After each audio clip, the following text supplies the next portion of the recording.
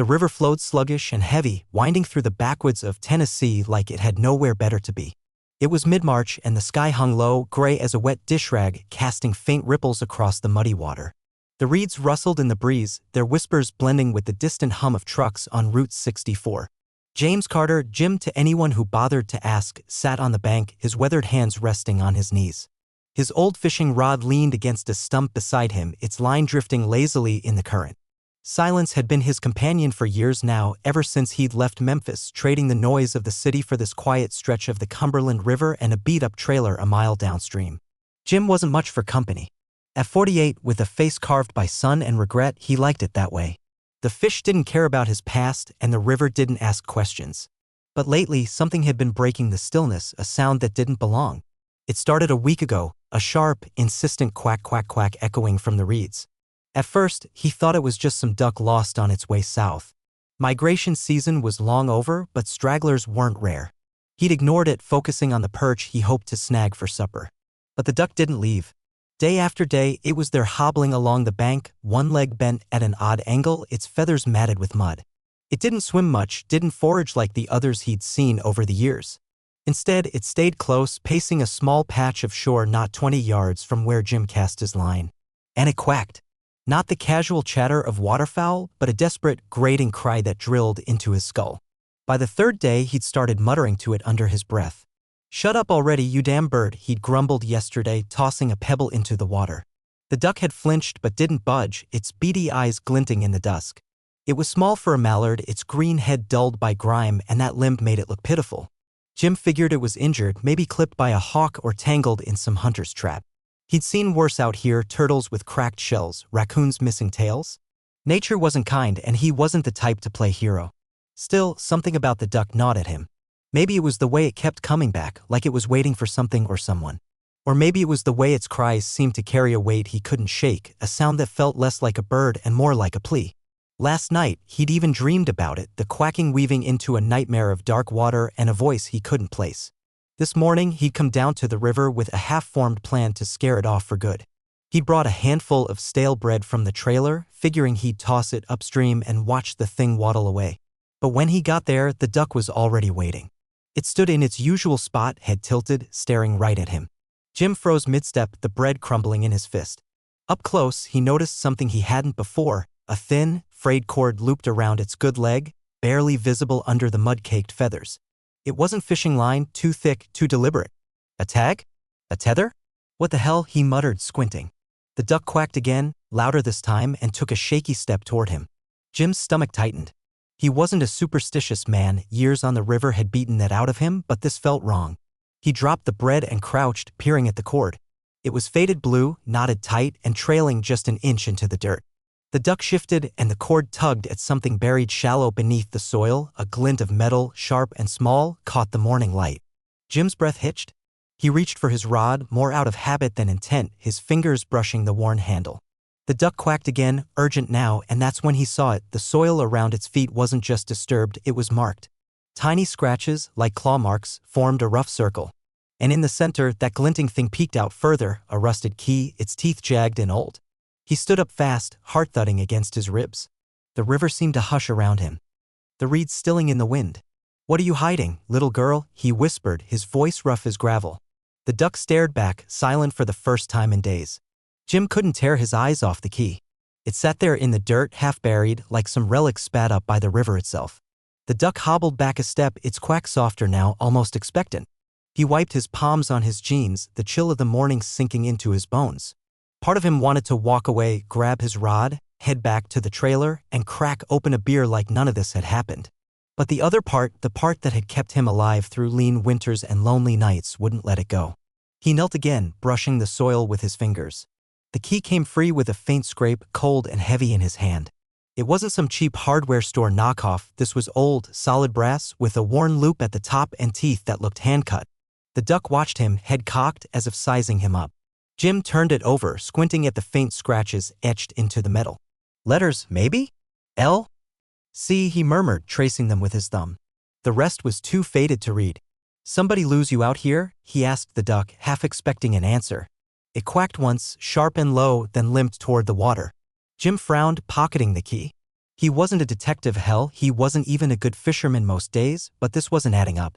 A lame duck tied to a key buried by the river? It sounded like the start of a bad joke, or worse, a ghost story.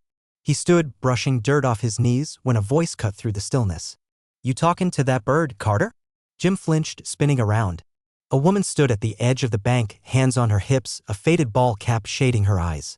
Ellie Grayson, local vet, and occasional pain in his ass. She was younger than him, mid-30s maybe, with a no-nonsense stare that could gut a fish faster than a knife. Her pickup was parked up the slope, engine still ticking as it cooled. "Mind your own business, Ellie," he grumbled, shoving his hands in his jacket. She smirked, stepping closer, her boots crunching on the gravel. "Hard to do when you're yelling at wildlife. Folks in town say you've been out here materin' to yourself all week." She nodded toward the duck, now pecking at the water's edge. "That the one makin' all the racket?" Jim hesitated. Ellie wasn't the type to let things slide. She'd patched up enough strays and farm dogs to know when something was off. And truth be told, he didn't mind her nosiness as much as he pretended. "Yeah," he said finally. "Been here days. Won't leave." Ellie crouched, peering at the duck. "Huh. She's a mess, legs busted, feathers all tore up. Probably got caught in something." She glanced at Jim. "You feed in her?" "Tried. She don't care." He shifted, the key burning a hole in his pocket. Ellie's eyes narrowed, like she could smell the lie he wasn't telling. "Uh-huh. And what's got you looking like you seen a ghost?" She stood, dusting her hands. Jim cursed under his breath. She was too damn sharp. "Nothin'," he said, turning to grab his rod. But Ellie stepped closer, blocking his path. "Bullshit, Jim. You're spooked. What did you find?" Her tone wasn't accusing, just curious, with an edge that said she'd dig until she got answers. He sighed, fishing the key from his pocket and holding it up. The brass glinted dully in the gray light. "This." She was standing on it. "Dug it up somehow." Ellie's eyebrows shot up. She took the key, turning it over in her hands. "Well, I'll be damned," she muttered. "This ain't no mailbox key. Looks old, real old. See these marks? Could be initials." She glanced at the duck, then back at Jim. "You think she's tied to it?" "Dunno. But she's been crying like she's waiting for something. Or someone." He rubbed the back of his neck, uneasy. Ellie's face softened, but her eyes stayed sharp. "All right, Sherlock," she said, handing the key back. "Let's figure this out. I'll take a look at her, see if she's got any tags or scars. You check around here. Maybe there's more buried." Jim opened his mouth to protest, but she was already moving, pulling a small crate from her truck. 10 minutes later, the duck was in the crate, quacking indignantly as Ellie examined its leg. "Cord's synthetic," she said, cutting it free with a pocket knife. "Not natural, someone tied her up. And this limp? Ain't fresh. Been like this a while?" She looked up, frowning. "Jim, this bird's been through hell. And she's still fightin' to stay here." Jim kicked at the dirt where the key had been, his gut twisting. He didn't know much about ducks, but he knew survival. Whatever this one was holding on to, it wasn't random. "Found something," he called, spotting a glint a few feet away. He brushed the soil aside, a rusted chain, thin and broken, half sunk in the mud. It matched the cord's faded blue. Ellie walked over, crate in hand. "What's that?" "Looks like part of whatever held her," he said, pulling it free. The chain dangled between his fingers, and at its end hung a tiny, tarnished locket, heart-shaped, cracked open. Inside, a faded photo, a little girl, no more than 5, smiling by the river. Ellie's breath caught. "Holy shit, Jim. Who the hell is that?" The locket trembled in Jim's hand, the tiny photo staring up at him like a ghost. The girl's smile was frozen in time, gap-toothed, carefree, framed by dark curls. The riverbank behind her looked eerily familiar, though the trees were thinner, the water clearer. He squinted at the faded edges, trying to place it, but his mind was a jumble of questions. Who was she? And what did a damn duck, have to do with her? Ellie leaned over his shoulder, her breath fogging in the cool air. "That's the spot," she said, pointing at the background. "See the bend? The old willow? This was taken right here, years back." She straightened, her voice dropping. "Jim, this ain't just some lost pet. This is something big." He closed the locket with a snap, the sound sharp against the river's murmur. "Yeah, well, I ain't a cop. What are we supposed to do with it?" His tone was gruff, but his pulse hammered. Ellie shot him a look, half exasperation, half determination. "We figure it out," she said, setting the crate with the duck down gently. The bird had gone quiet, its head tucked under a wing, like it knew its part was done for now. "Start with what we got, a key, a chain, a locket. And her." She nodded at the duck. "Someone tied her up, left her here." "Why?" Jim rubbed his jaw, the stubble rough under his fingers. "Could be a kid's pet. Got loose, wandered off. But even as he said it, he didn't believe it. The key was too old, the locket too personal. This wasn't random. Ellie shook her head. No way. That cord was deliberate, tight, meant to hold. And she's been fighting to stay put. Pets don't do that, they run home or die trying. She's guarding something. She grabbed a stick and poked at the dirt where the chain had been. Help me look. If there's more, it's close. They spent the next hour combing the bank, the duck watching from her crate. Jim's boots sank into the mud as he sifted through reeds and rocks, his fingers numb from the cold. Ellie worked methodically, her vet's precision showing in every move. The river lapped at the shore, indifferent, until Jim's hand brushed something hard, a wooden edge, splintered and slick with algae. He tugged, and a small box broke free from the muck, its hinges rusted shut. Ellie, he called, holding it up. She jogged over, wiping her hands on her jeans. Jesus, what's that? The box was no bigger than a cigar tin, its wood warped but intact. The key's brass teeth glinted in Jim's pocket, and he fumbled it out, hands shaking. It fit the lock with a gritty click, and the lid creaked open. Inside, wrapped in a scrap of oilcloth, was a bundle of papers, yellowed, ink-smudged but legible. Letters.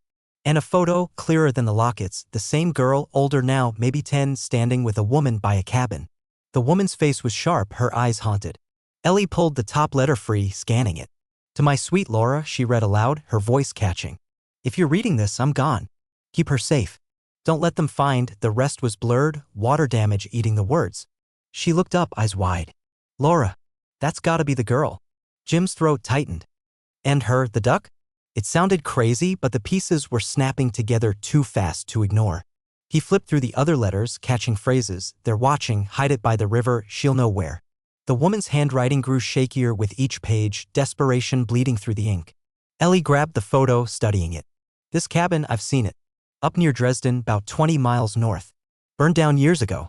Folks said it was arson, but no one cared enough to dig deeper. Just another broke-down shack. She paused, her voice dropping. Jim, this is from the 90s. That girl'd be grown now if she's even alive. He stared at the duck, its feathers ruffling in the breeze. So what, this bird's been here 20 years? He snorted, but the laugh died in his chest. Ducks didn't live that long. Did they? No, Ellie said, thinking fast. Maybe it's not the same duck. Maybe someone's been replacing them. Tying M here, keeping something hidden. She tapped the box. These letters, they're a warning. Or a map. Before Jim could answer, a crack split the air, a branch snapping up the slope. They both froze. A shadow moved through the trees, too tall for a deer, too quiet for a hiker. Ellie's hand tightened on the box. You hear that? Yeah, Jim whispered, grabbing his rod like a club. The duck quacked once, sharp and frantic, and the shadow stopped. For a heartbeat, the river was dead silent. Then footsteps, heavy, deliberate, started toward them. Jim, Ellie hissed, were not alone. The footsteps crunched closer, steady and unhurried, like whoever it was knew they'd been heard and didn't care. Jim tightened his grip on the fishing rod, its weight a flimsy comfort against the unknown. Ellie clutched the wooden box to her chest, her eyes darting between the trees and the duck's crate. The bird was thrashing now, its quacks high and panicked, wings slapping the bars. Get behind me, Jim muttered, stepping forward. His voice was low, but it shook more than he'd admit. Ellie didn't argue, she slid back, crouching near the bank, her free hand hovering over her pocket knife. The river gurgled behind them, a cold witness to whatever was coming. A figure emerged from the pines, a man, tall and lean, his face shadowed by a worn trucker hat. He wore a faded flannel jacket, hands stuffed in his pockets, and his boots were caked with the same red clay that lined the riverbed. He stopped 10 yards out, tilting his head like he was sizing them up. Jim's stomach churned. Something about the guy felt off, too calm, too still. You folks lost? The man called, his voice gravelly but laced with a drawl that didn't quite fit. Jim didn't buy the casual tone. Out here, strangers didn't just wander up asking questions. Nope, Jim said, keeping his stance wide. Just fishin'. You. The man smirked, a thin curl of lips that didn't reach his eyes. Checkin' the river. Heard some noise. His gaze flicked to the crate, then the box in Ellie's hands. That your duck? She's a stray, Ellie cut in, standing now, her chin up. Injured. I'm a vet, talking her in. Her tone was firm, but Jim caught the tremor in it. The man nodded slowly, like he was chewing on her words. Funny place for a stray, he said, taking a step closer. Jim raised the rod an inch, a silent warning. The man paused, his smirk fading. Easy, friend. Ain't here to cause trouble. But his eyes said different, they locked on the box, sharp and hungry. What's your name? Jim asked, stalling. He needed time to think, to figure out if this guy was just some nosy hick or something worse. Travis, the man said after a beat. Live up the road. Seen that bird around lately. Thought it was odd her stickin' so close. He shrugged, but the motion was stiff, rehearsed. Jim's gut screamed liar. Yeah, well, she's ours now, Ellie said, stepping beside Jim. We're headin' out. Nice meetin' you, Travis. She nudged Jim toward the crate, but before they could move, Travis spoke again. That box old. His voice was too casual, like he'd tossed the question out on a whim. Jim's jaw clenched. He'd seen the glint in Travis's eyes, he knew something. Found it in the mud, Jim said. Keeping it vague. Junk, probably. Travis's smirk returned, tighter this time. Lots of junk round here. Old stories, too. Ever hear about the Carter girl? Little thing went missing back in '98. Jim froze. Carter girl? His last name, sure, but he didn't have kin that far back, not that he knew. Ellie shot him a glance, her face pale. Nope, Jim lied, his throat dry. Don't much care for gossip. Travis chuckled, low and dark. Fair enough. Y'all take care now? River's tricky this time o' year.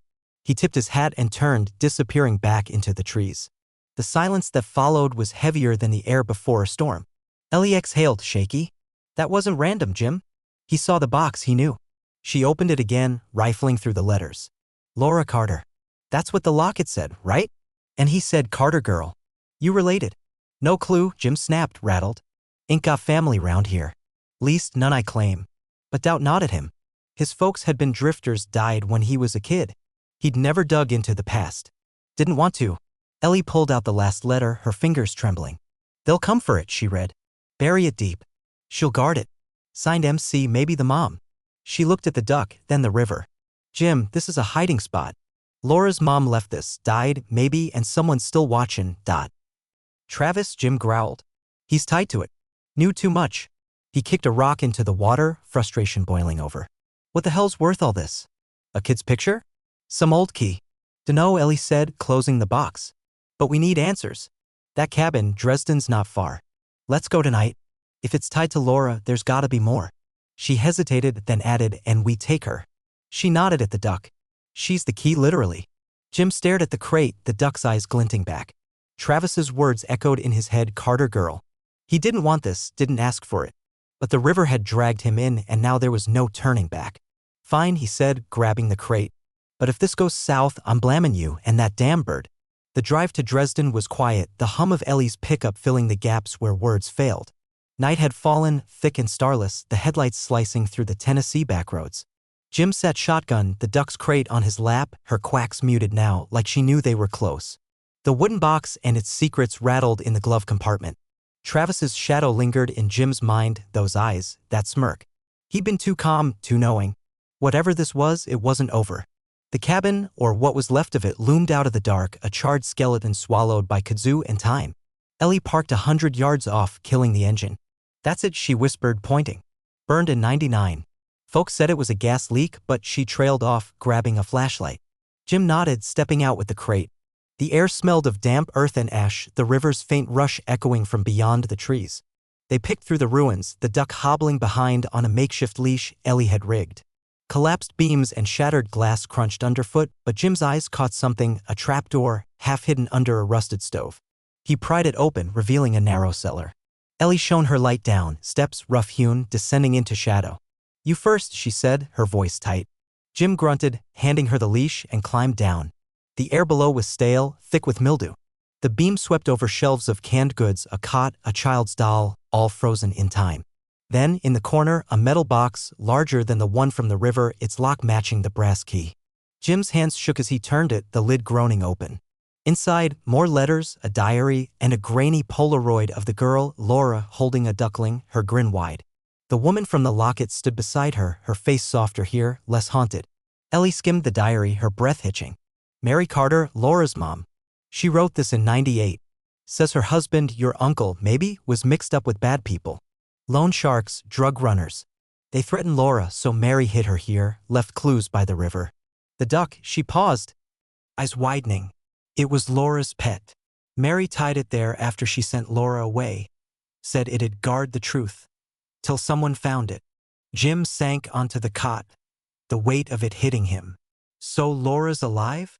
Maybe, Ellie said, flipping pages. Last entry says Mary was gonna confront the men. Alone. Next day, the cabin burned. She didn't make it. She handed him the Polaroid. But Laura might've. A noise above, boots on wood, snapped them alert. Jim grabbed a rusted shovel as Travis stepped into the light, his smirk gone, replaced by a cold glare. "Y'all should have left it alone," he said, a pistol glinting in his hand. "That girl's long gone. Ain't no point digging up bones." "You killed Mary," Ellie spat, clutching the diary. Travis shrugged. "Wasn't me. My old man did the dirty work. Owed debts he couldn't pay. I just clean up messes." He aimed at Jim. "Hand it over. All of it." The duck quacked, shrill and furious, and Jim acted. Swung the shovel hard, catching Travis's arm. The gun fired, a wild shot pinging off the wall, and Ellie tackled him, pinning him long enough for Jim to wrench the weapon free. Travis cursed, thrashing, but Jim pressed the shovel to his throat. "Move, and you're done." They tied him with rope from the truck, called the sheriff, and waited as sirens wailed in the distance. The duck settled by the cellar steps, her cries fading to soft murmurs. Ellie sat beside Jim, the diary open. "Laura's out there," she said. "Mary gave her a new name, a new life. This was her goodbye." Jim stared at the duck, then the photo.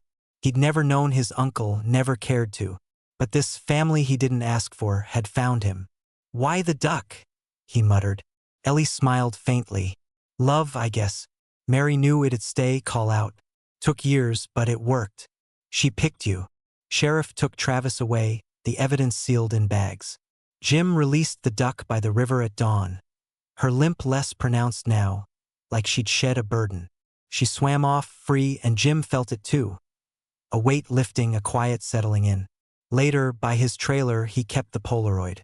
Not for answers, those might never come, but for the lesson. Even the smallest souls could carry the biggest truths. The river flowed on, and for once, Jim didn't feel alone.